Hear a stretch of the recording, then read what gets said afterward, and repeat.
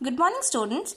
So, yesterday we were talking about the various merits and demerits of joint Hindu family business or Hindu undivided family business. I hope till now you have understood both the terms very easily, that is sole proprietorship and joint Hindu family business or undivided Hindu family business. Both of these are same. So let's start with the differences between sole proprietorship and joint Hindu family business.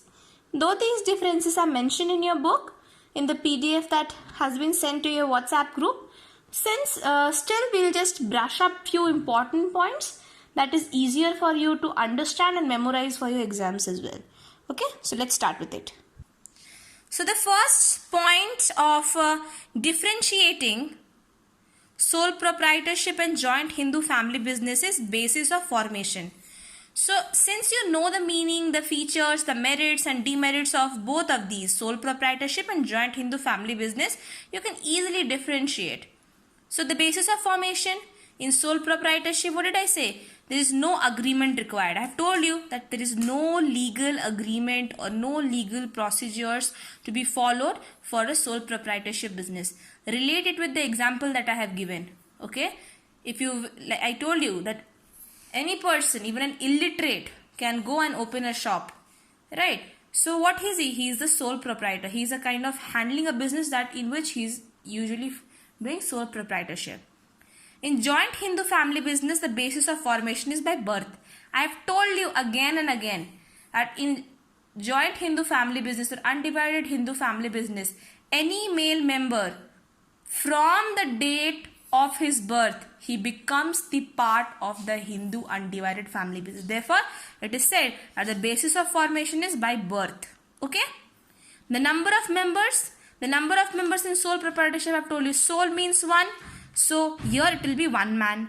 In joint Hindu family business, you know, male members, the number of male members in the family are there. That is the total amount of members in the joint Hindu undivided family business. So it has no such limit. It can be 2, it could be more, no limit. Okay. But in this case, it has one man.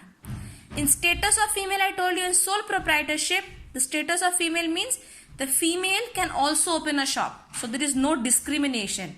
Even a female can be a sole proprietor and a male can also be a sole proprietor. But in joint Hindu family business, the female cannot be the member of the business. I have told you, please mark my words, I have told you, any male member can only be the part of undivided Hindu family business. Right? From the date of his birth, if he is a male member, he becomes the part of the joint Hindu family business. Right? The next one is liability. Now, since these many days, I hope you have understood the term liability means. Liability basically means the risk and the responsibility attached to the work. So, we know in sole proprietorship, the single person who is running the business, he has to see such a lot of things. So, he is responsible for everything. His responsibility is much more than, there is only one person, so he has huge responsibility. Therefore, the liability is unlimited because he has huge risk also. I related to the example that I gave you. I have told you that in case if you are a sole proprietor, you are owning a stationery shop in your mohalla, right? And one day what happens that there is a robbery, there is a theft in your shop. And on the next day when you see that whatever materials you had purchased and it was in stock in your shop, all these things are gone. So what is it? It is a loss for you. When it is a loss for you, then the liability of that particular person increases. But in liability of joint Hindu family business, I have told you that Karta has unlimited liability. We have understood that who is Karta? Karta is the eldest male member of the joint Hindu family who is solely responsible, completely responsible for the Hindu undivided family business. Right? I made you understand with the example that there is a grandfather, there is a father and your uncle. In this case, who will be the Karta of the family? The grandfather. Understood? If you have not understood this term, please go and visit the previous sessions. In that, I have given you various examples and I have related it with that. Next, I have told you that Karta has unlimited liability, but who has limited liability? The other male members of the family who by birth become the part of the joint Hindu family business, their liability is limited. Like I made you explain, if there is a grandfather, there is a father, an uncle in your family, the father has the responsibility of paying the school fees of all the children in the joint Hindu family, and the uncle has the responsibility of purchasing grocery for the house, right?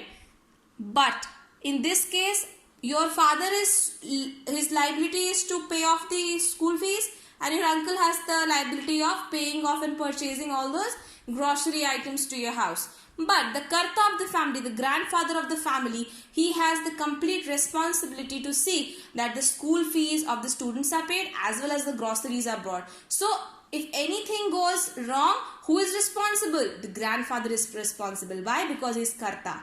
Try to understand, okay? So therefore, the liability, the responsibility, the risk of operations is limited to the members of the family. Like in this case, your uncle and your father is limited to their own responsibilities. But the karta of the family, this is the grandfather, he has huge responsibility to fulfill. He has to see everything. Got it? Next is existence. In existence, sole proprietorship, I have told you that in case if the sole proprietor dies, that person who was running the business, he dies, what will happen? The shop will be closed until and unless anybody comes and takes it over. But logically what happens? The shop is closed. In joint Hindu family business, what happens? If the karta dies, the eldest son of the family becomes the next karta. So in joint Hindu family and divided business, what happens? There is an ongoing business activity. Understood? It's an ongoing business system. Right? In management, I have told you the sole proprietor is to manage everything by the sole proprietor, because I have told you again that the sole trader, he is a sole trader, he owns, finances and controls and manages each activity. He is that person, he is that single man business owner. But in the case of joint Hindu family business, I have told you that joint Hindu family business, it is managed by whom? It is managed by the karta. So who is responsible? Who is managing it? The main person, the karta. Understood? Now let's move to two very important questions that I think I have asked you to solve this question earlier, but this is a very important question. It has been asked many a time, so it is very much important that you understand these questions. Therefore, I'll be explaining it to you again. So the first question says, if you can see this, one man control is the best in the world if the man is able to manage everything. Okay? Explain. So this is a sentence and you have to explain. These are such kind of long answer questions which are asked in your examinations. And it's very important to understand in the form of commercial studies students. Okay? So let's start. It says that a single man control is the best in the world. So when you understood that it is single man control, means it is referring to what? It is referring to sole proprietorship. Because where does the single man talk comes from? It talks about sole proprietorship business, right? So you got a keyword here. Understood it, that is sole proprietorship business. It is saying is the best in the world if the man is able to manage everything. So what happens in sole proprietorship? Everything is managed by whom? It is managed by the single person who is running the business, right? So we have to understand, we have to explain both the sides of this question, stating the merits of the single run business or single person owned business and also the demerits. So what will you answer? You can answer it in this way, that one man control is the best in the world. Yes, because that person has complete freedom of action. Okay, so these are features and merits and demerits that we have dealt in the session. In the chapter it is mentioned, in the PDF here it is mentioned. You can go through it and you can easily grab things out of there, but we're just revising it up quickly. So a single man controller sole proprietorship business, what happens? It is the best thing in the world because the person has the freedom of action. Because there is single person, he need not go and decide with the other members before taking a decision. He is the one who has to take the decision. Okay. So there is freedom of action. Second, again, quick decision. Quick decision means because he has need not take references or suggestions from other members, because there is no members actually in the business. So the single person will take the decisions quickly because he has no place, like there is no time to discuss with somebody, no one to discuss with. Therefore, the person will take quick decision. Like I explained with the example that there is a company and which has, or a business in which includes 20 members, and there is a business which runs by one person only. So whenever there is a kind of decision to be brought in that 20 member business, all these 20 members have to sit, they have to decide, they'll come to a discussion, a conclusion, and then they will implement. So it takes so much of time, because at times what happened, all the 20 members of the business might not be available at times, right? But in the case of sole proprietorship, there is one person, he will take the decisions, it's quick enough. Next is complete secrecy of affairs. I have told you in the merits, while we were dealing with the merits of sole proprietorship, that is secrecy of affairs, because there is only one person who is managing everything, from money to profit to loss to accounts to everything. So he is the one who knows the accounting transactions, not only account transaction, every secrets of the business. So he is not at the risk of sharing it or getting affected by it by the other members, because there is no members actually in that business. It is run by only one person. However, there are certain demerits. Why? Because that one man cannot be expert in all matters. I have told you that a person can either be a doctor, can either be an engineer, can either be a lawyer, can either do a single thing, right? But you cannot find a person who is a doctor, lawyer, chartered accountant, everything, because every person has different skills, different potential, and it is impossible, not actually impossible, it is very difficult to find a person who contains all these skills together. In this context, if we see, a businessman can be a good accountant, could be a good manager, could be a good marketing representative, right? Could do good marketing, but he cannot be a finance expert. He cannot be a resource development expert. Getting my point? So don't worry, I'm not using such hi-fi terms. These are very small, like relative terms that you usually see this or hear this on newspaper, or read this on newspaper, actually see this on television. So these are certain points. Next is resources are limited. So we know that when there is a single person in the business, so the capital are limited. I have already told you what is capital. Capital is the amount of money that is invested in the business, used in the business to run the business activities. So because there is a single person, so the amount of contribution or the amount of capital invested by him in the business will be definitely lesser, right? The next is one man cannot manage and control beyond a certain business size, right? Now one person can manage a team of 50 people, 100 people, 150 people, but how much? Means there are so many things in that company, in that business, that he has to see, he has to look after. He cannot look, that single person cannot look into the matters of such things. If the size is limited, 2 members or 5 members, then definitely he can do it. But when it expands, so he will not be able to do it, right? The next question is, a sole trader is the supreme judge of all matters pertaining to his business, subject only to the general laws of the land and to such special legislation as may affect his particular business.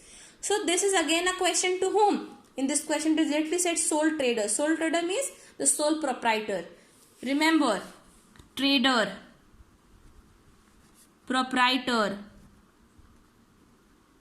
businessman, all these are synonyms, means all these are same, right? So don't worry that okay, sole trader, what is it, I don't know. No, sole trader means sole proprietorship in this case. So a sole trader is the supreme judge of all the matters. You know that a sole trader in his own business, he is the judge.